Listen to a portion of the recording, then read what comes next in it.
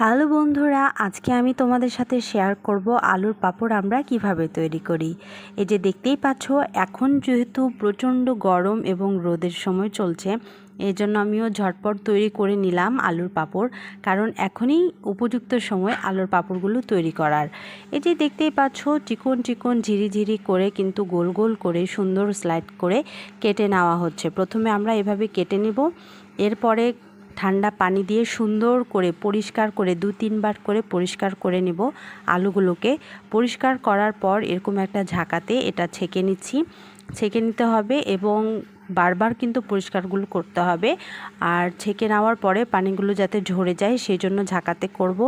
এরপরে আমরা একটি চুলোতে হাঁড়ি বসিয়ে দিয়ে হাঁড়ির ভেতরে একটু নুন এবং হলুদ পানি মিশিয়ে দিব এবং এটা গরম হয়ে গেলেই আমরা এটাতে আলুগুলো যেগুলো কেটে রেখেছি সেগুলো দিয়ে দিব।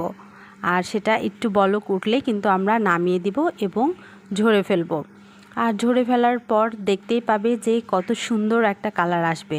আর গরম ভাতের সাথে কিন্তু এই আলুর পাঁপড় মচমচে খেতে খুবই কিন্তু মজা।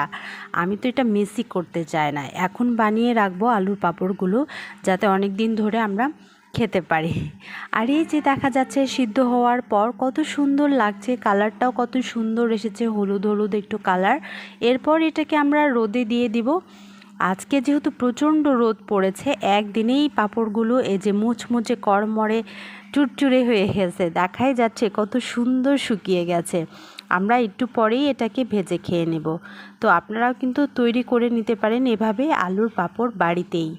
আর এই যে গরম চুলা, গরম কড়াই আর গরম গরম তেলে কিন্তু আমরা ছেড়ে দিলাম আলুগুলোকে, কত সুন্দর করে ভেজে যাচ্ছে তাই না, ফুলে যাচ্ছে। পরে নামিয়ে দিব এবং খেয়ে নেব আজকে আলুর পাঁপড়। কে কে বানিয়েছেন এবং কে কে খেতে চান, চলে আসুন আলুর পাঁপড় খেতে। ধন্যবাদ।